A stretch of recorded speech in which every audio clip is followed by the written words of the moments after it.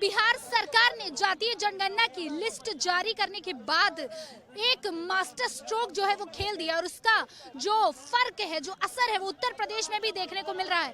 सारे का सारा विपक्ष एकजुट होकर जातीय जनगणना की मांग कर रहा है और वहीं अब भारतीय जनता पार्टी का संगठन, उनमें से कई दल भी जातीय जनगणना की मांग कर रहे हैं। इसी मुद्दे पर हम जनता से बातचीत करेंगे और जानेंगे कि जनता का क्या कुछ कहना है, जनता क्या चाहती है जातीय जनगणना को लेकर, जनता का मत। चलिए मेरे साथ चलते हैं और करते हैं बातचीत। क्या नाम है आपका? मेरा नाम दुर्गेश सिंह है। दुर्गेश जी, देखिए जातीय जनगणना को लेकर विपक्ष भी मांग कर रहा है। उत्तर प्रदेश में जो कई और संगठन है, जो भाजपा के संगठन है, उनमें से कई दल जो है इसकी मांग कर रहे हैं। आपका क्या कुछ कहना है, होनी चाहिए जातीय जनगणना या नहीं होनी? कहीं नहीं, जातीय जनगणना कहीं नहीं होनी चाहिए। देश कहाँ जा रहा है? माननीय प्रधानमंत्री जी के हाथ में देश विकास के सीढ़ियों पे अग्रसर है। मोदी जी ने कह दिया कि हमारी केवल एक जात है, वो गरीब। कोई अगड़ा कोई पिछड़ा, इनको विकास पे बात करनी चाहिए।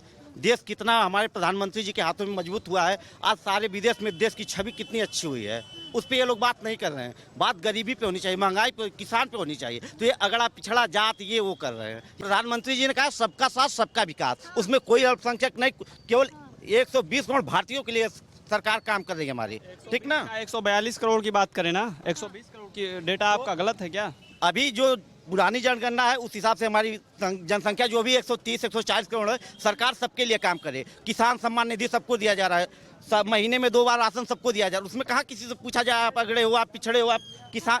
हाँ, ये मैडम बोलेंगी। ये कह रहे हैं भैया कि राशन सबको मिलता है। राशन में सबसे अच्छा राशन किसको मिलता है? जिनके पास खेत है, गांव में है हम लोग। ये लोग फोन पे लाइक कमेंट करके कह रहे हैं कि सबको राशन मिल रहा है और सब लोग वोट देंगे मोदी जी को। जो पात्र है उनको राशन नहीं मिल रहा है और जो वोट देने वाले उनको नहीं मिल रहा है। और इस बार जीत के दिखाएं, इंडिया जीतेगी, राइट है कि जीतेगी, संगीता राजभर का वादा है कि जीतेगी। जातीय जनगणना पे क्या कहेंगे? जातीय जनगणना हो नहीं हो? विपक्ष कह रहा है हो, भारतीय जनता पार्टी कह रही है समाज में जो है हम विभाजन का काम नहीं करेंगे। जातीय जनगणना होनी चाहिए, ये पूरे देश का सुझाव है। पूरा देश चाहता है और हर वर्ग के लोग चाहते हैं। भारतीय जनता पार्टी कहती है कि अगर जातीय जनगणना कराएंगे तो लोगों को बांटने का काम करेंगे और लोगों को बांटना ही सकती है बीजेपी। बात का बांटना, कोई बांटना नहीं। एक मिनट, पिछड़ा वर्ग आयोग संवैधानिक दर्जा जो मिला है वो मोदी जी की सरकार ने ही दिया है और जातीय जनगणना होना अत्यावश्यक है। अगर महिला बिल आया है तो जातीय जनगणना भी हो जाना चाहिए। और महिला बीजेपी काहे नहीं करा रही है? नहीं, बीजेपी कराएगी और नहीं कराएगी। अरे कराएगी, बिल्कुल कराएगी। बीजेपी डरी हुई है जाति, बिल्कुल जाति। बीजेपी डर गई है? नहीं, डर नहीं गई, वो डर गई है, निष्पक्ष कराएगी। निष्पक्ष है। देखिए जातीय जनगणना पहली बार जरूरत नहीं है। सुनिए, क्यों नहीं जरूरत है? भैया मारोगे क्या? पहली बार ये नहीं जरूरत है कि जाति जनगणना हो जाएगी। जाति जनगणना तो 91 से चल रही है, 91 से मंडल कमीशन की वो लगी हुई है, उस पर जाति गणना चल रही। क्या जिस जाति को जिस देश के लिए बनाया गया उनको आरक्षण मिल रहा? आरक्षण आर्थिक आधार पे होना चाहिए। जाति के आरक्षण को समझ गो, आरक्षण उसको पिछड़ी जात में केवल 2-3 जाति नहीं है, 40 जाति है। क्या उनको मिल गया बराबर?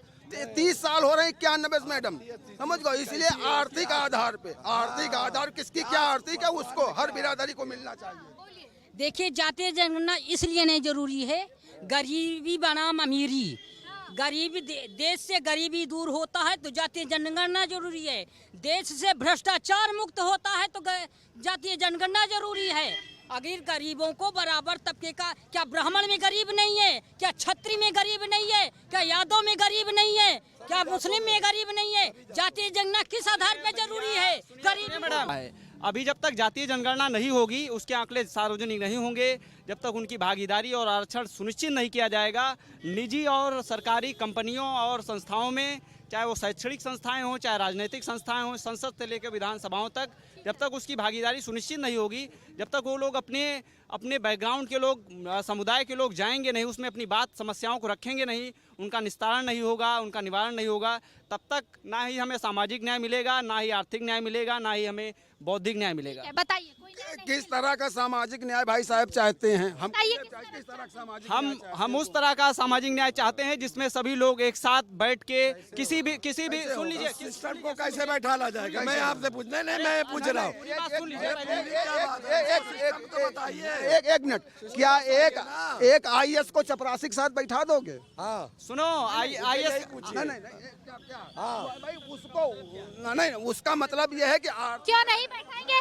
आईएएस अधिकारी चपरासी की सेवा करने के लिए है, लोकतंत्र में जनता की सेवा करने के लिए है। यही मनवा चाय वाला सुन लीजिए, एक चाय वाला अगर सुन लीजिए, एक चाय वाला अगर प्रधानमंत्री बन सकता है तो एक चपरासी भी आईएएस बन सकता है। गलत बयान दे दिए चाचा।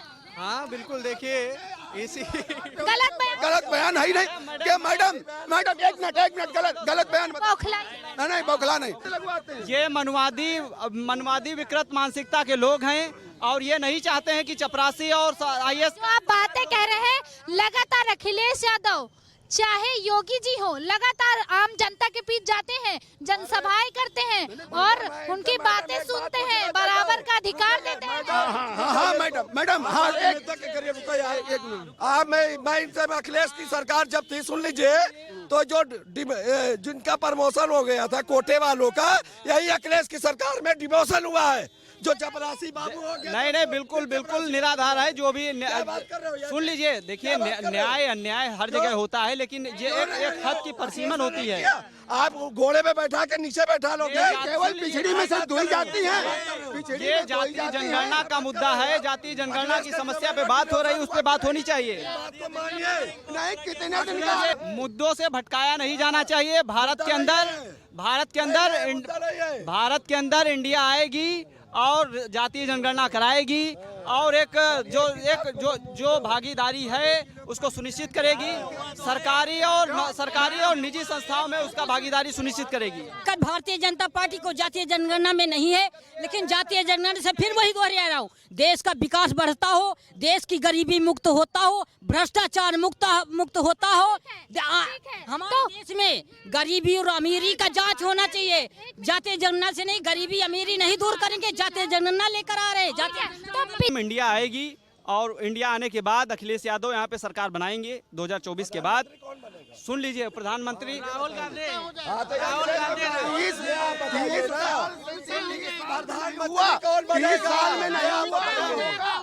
एमपी में सीएम कौन बनेगा, पहले ये बताइए। नीतीश कुमार एक इंटरव्यू ले रहे थे, तो वहाँ पे एक पिछड़े वर्ग के लोग, मतलब अभी भी वहाँ पे ऐसी व्यवस्था है कि वो लोग बराबर एक चारपाई पे बैठ नहीं सकते हैं। तो उन्होंने कहा, नीतीश कुमार ने, कि अगर आप इनको मतलब बराबरी में बैठा नहीं सकते हैं तो मैं आप लोगों से बात नहीं करूंगा, मैं सीधे चला जाऊंगा। तो बंदा वो जो बैठता है बेचारा पिछड़े वर्ग का आदमी, तो वो एकदम जो पार्टी होती है पार्टी पे एकदम दुबका हुआ बैठा था, उसको शायद बाद में माफी भी मांगनी पड़ी होगी। हाँ बोलिए। डर क्या है? डर क्या? ये गलत है, ये गलत बात है। समाज में ये गलत बात है। सुन लीजिए, अरे भाई पूरी बात तो सुनो। अरे पूरी बात तो कमेटी की रिपोर्ट पूरी बात तो सुनो, पूरी बात कमेटी की भी पूरी बात तो सुनो। देखिए भैया, एक मिनट, अरे एक मिनट, सच्चर कमेटी की रिपोर्ट क्यों नहीं मैडम लागू हो रही? सच्चर कमेटी की भी रिपोर्ट लागू होना चाहिए। जो मुसलमानों का आरक्षण पर है 2005 से लोकसभा और राज्यसभा में, उस पर भी चर्चा होना चाहिए। और समानता का अधिकार सबको मिलना चाहिए। अरे बोलने का भी अधिकार सबको मिलना चाहिए। जाति जनगणना जो हो रही है वो सब सारे स्टेटों में होनी चाहिए और सरकार को पता चले, इससे लोगों को पता चलेगा लोगों की कितनी संख्या है। चैनल से मैंने बोला था कटिंग चाय में कि सुधाकर सिंह अच्छे वोटों से जीत कर आएंगे भारी मार्जिन से। फिर बोल रहा हूँ कि 24 में देखिएगा आप, प्रधानमंत्री जाएंगे, नरेंद्र मोदी जी जाएंगे और एक अच्छी सरकार स्थापित होगी इंडिया में। देखिएगा आप, इंडिया जीतेगा। पीडीए की सरकार। देखिए, इनका केवल जुमली जुलवाना है।